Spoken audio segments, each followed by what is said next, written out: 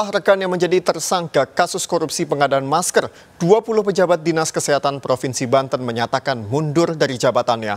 Dalam surat pengunduran diri, para pejabat juga mengaku selama ini bekerja tidak nyaman dan dalam tekanan.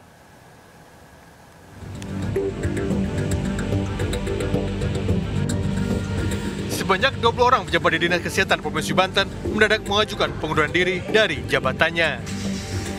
Para pejabat yang mengundurkan diri berasal dari eselon 3 dan 4. Alasan pengunduran diri 20 pejabat ini seakan mereka LS di Dinas Kesehatan Tinggi Banten dalam kasus korupsi pengadaan masker.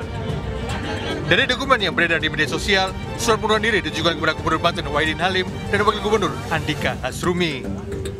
Dalam suratnya, para pejabat yang mundur menyatakan telah bekerja keras sesuai arahan Kepala Dinas Kesehatan yang dilakukan dengan tekanan dan intimidasi. Kondisi ini membuat mereka bekerja tidak nyaman dan penuh ketakutan. Menurut mereka, LS yang menjadi tersangka dalam kasus korupsi pengadaan masker bertugas sebagai pejabat membuat komitmen sesuai perintah Kepala Dinas Kesehatan. Penetapan LS sebagai tersangka membuat pejabat Dinas Kesehatan lainnya kecewa karena tidak ada upaya perlindungan dari pimpinan. Dari Serang, Banten, Maesa Apriandi, iNews melaporkan.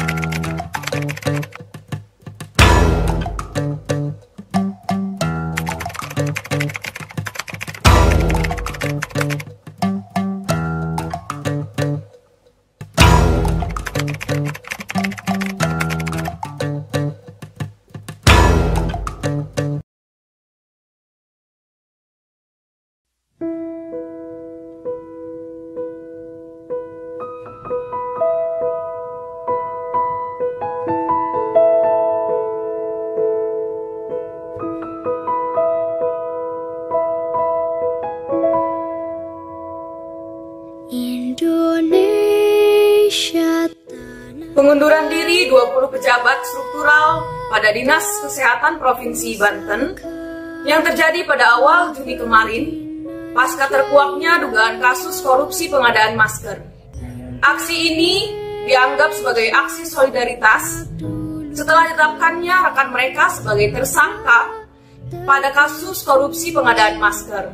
Aksi ini membuat seluruh masyarakat kecewa karena dilakukan bersamaan dengan upaya pemerintah dalam memerangi pandemi COVID-19.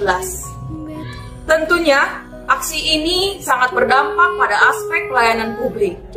Dinas Kesehatan sebagai salah satu penyelenggara pelayanan publik yang harusnya memberikan pelayanan prima kepada seluruh masyarakat akan terhambat dari adanya kekosongan jabatan strategis pada instansi tersebut. Salah satu fungsi ASN yaitu sebagai pelayan publik. Seharusnya disadari oleh para pejabat ini. Mengapa mereka mundur di tengah-tengah bencana COVID-19? Entah apapun alasannya, tetap saja tindakan mereka tidak sesuai dengan kode etik dan prinsip pelayanan publik itu sendiri. Seharusnya mereka tetap bertanggung jawab, apapun keadaannya, tetap mengabdi, menjalankan tugasnya. Bukan dengan cara desersi, yang seolah-olah lari dari tanggung jawab, mau itu ketakutan, mau itu di bawah tekanan. ASN seharusnya tetap profesional. Apalagi di tengah pandemi seperti ini, seharusnya kita menjadi pelayan bagi publik, pelayan bagi masyarakat. Ya, harusnya korupsi seperti ini tidak terjadi di tengah bencana COVID-19. Terlebih lagi mereka adalah ASN yang semestinya berada di garda terdepan untuk membantu penanganan COVID-19 ini. Di tengah pandemi ini, seharusnya juga mereka memberikan pelayanan yang prima dan memberikan perlindungan untuk masyarakat, bukan malah melakukan tindakan korupsi dan seenaknya mengundurkan diri. Dari segi whole of government, Pengunduran diri 20 pejabat ini merupakan bentuk ego sentral yang tidak mementingkan kepentingan publik maupun lembaga pemerintah lainnya yang sedang berjuang menangani pandemi COVID-19. Lalu kejadian ini juga menghambat tujuan whole of government dalam hal pembangunan, kebijakan, dan juga manajemen program. Untuk pencegahan kedepannya, setiap pengadaan atau pembelanjaan sebaiknya dikembangkan dalam sistem e-government. Jadi, setiap pembelanjaan daerah sudah seharusnya dicatat melalui suatu aplikasi dan mempublikasikannya lewat website pemerintah daerah, sehingga setiap pengadaan dan pembelanjaan dari setiap lembaga daerah menjadi lebih transparan dan juga tepat sasaran. Pada sistem UOD, dibutuhkan kolaborasi dari seluruh unsur yang ada di tubuh pemerintahan. Saya rasa sudah tepat langkah pemecatan yang diambil oleh Gubernur Banten atas keputusan pengunduran diri sejumlah pegawai Dinas Kesehatan. Karena selain merupakan bentuk hukuman, tindakan pemecatan itu juga sekaligus memperlihatkan bahwa Gubernur hadir dan cepat tanggap dalam respon dan menangani sejumlah permasalahan yang ada di seluruh lapisan kepegawaian. Lemahnya sistem pengawasan dan kepemimpinan yang ada membuat kasus ini terjadi. Padahal, pemerintah sendiri sudah menjamin kenyamanan dan keamanan bagi ASN dengan sistem merit yang merupakan konsepsi dalam manajemen SDM, menggambarkan diterapkannya objektivitas dalam keseluruhan semua proses dalam pengelolaan ASN.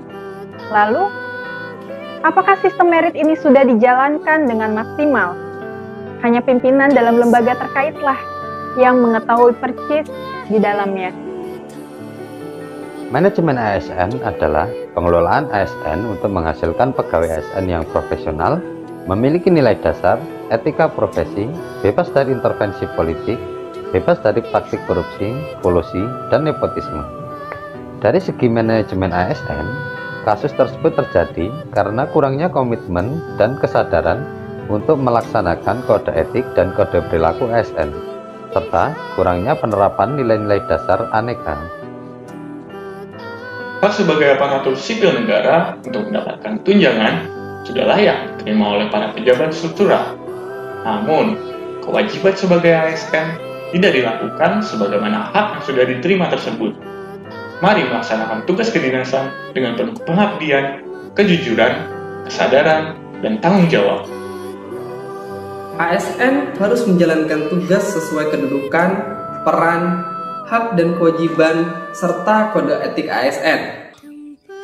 Etika birokrasi penting sebagai panduan norma aparat birokrasi dalam menjalankan tugas pelayanan kepada masyarakat dan menempatkan kepentingan publik di atas kepentingan pribadi, kelompok, dan organisasinya.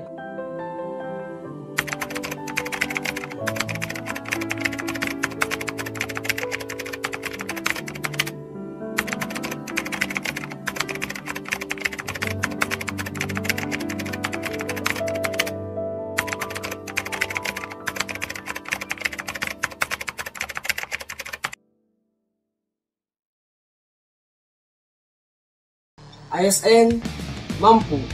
ASN jujur. ASN bisa. ASN terampil. ASN sigap. ASN siaga. ASN mengabdi. ASN melayani. ASN bertanggung jawab. ASN berintegritas. Puncak gunung tertinggi, tak sadarkah semua telah kita miliki. Dari mata sang Garuda memandang luas dari langit yang tinggi. Bersatulah untuk Indonesia, kobarkan semangatmu dan